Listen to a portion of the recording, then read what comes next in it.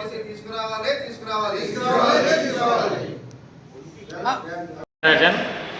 Better Andhra Pradesh Uttarandhra కన్వీనర్ని. నేను ఆంధ్ర యూనివర్సిటీలో ఎంజీఎస్సీ journalism చేశాను. నేను Jagadamba junction clock tower proper నా జన్మస్థలం విశాఖవాసిని.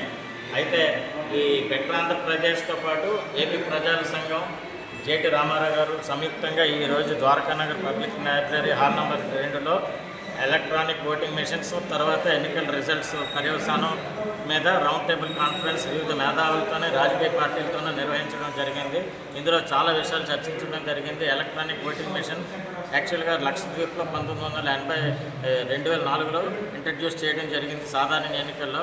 ఇది తయారు చేయడం మటుకు 1980లో తయారు చేసిన 2004 నుంచి ఈ లక్షద్వీప్ ద్వారా మొట్టమొదటిగా ఈ ఎలక్ట్రానిక్ ఓటింగ్ మెషిన్ ఉపయోగించడమే కాకుండా 2014, 19, 24లో విస్తారంగా భారతదేశం అంతటా కూడా కేవలం ఎలక్ట్రానిక్ ఓటింగ్ మెషిన్స్తోనే ఓటింగ్ చేయడం జరిగింది. అయితే రాను రాను అధికారం కోసం అవకతవకలు జరిగి బ్యూరోక్రాట్స్ని కొనేసి, రాష్ట్ర యంత్రాంగాన్ని కొనేసి, ఈ ఎలక్షన్స్లో ఎవరైతే పాల్గొంటారో విధుల్లో వాళ్ళని కొనేసి వివిధ రకాల నేరాలకు పాల్పడి ప్రజలచే ఓట్ చేయబడిన ప్రతినిధులకి కొన్ని సందర్భాల్లో కొన్ని నియోజకవర్గాల్లో వాళ్ళ ఓట్లు తారుమారాయి అనడానికి నిదర్శనం 2024 ఎన్నికలే.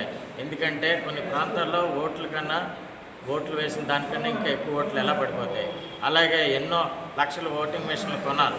అందులో కొన్ని వినియోగించారు, కొన్ని వినియోగించలేదు. మిగతా ఆ లక్షల ఓటింగ్ మిషన్ ప్లేస్లు ఏమయ్యాయి అంటే వీళ్ళు వేసిన దొంగ ఓట్లతోని ఆ మిషన్ ప్లేస్లో ఈ మిషన్లు మార్చేశారా? ఏం జరుగుతుంది? అలాగే ఎలక్షన్ కమిషనర్ ఆంధ్రప్రదేశ్లో ఉన్న ఓట్లన్నీ డిస్ట్రాయ్ చేయమని ఎవడిచ్చాడు అధికారం? ఎవడిచ్చాడు అధికారం?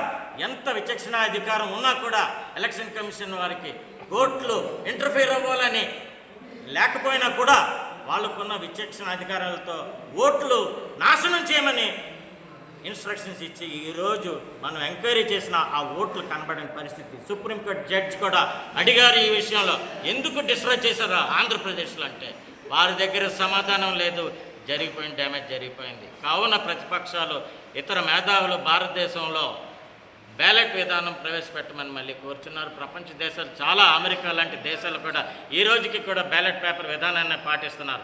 అంతకన్నా ఎక్కువ దుర్వినియోగం టెక్నాలజీ వాడుకొని ఓటింగ్ మెషిన్ ద్వారా జరుగుతుంది. కాబట్టి మళ్ళీ పాత పద్ధతిలో బ్యాలెట్ విధానం ద్వారా ఓట్ చేయమని అడుగుతున్నారు. ఈరోజు మేధావులు, రాజకీయ పక్షాలు కూడా అదే కోరుకున్నారు.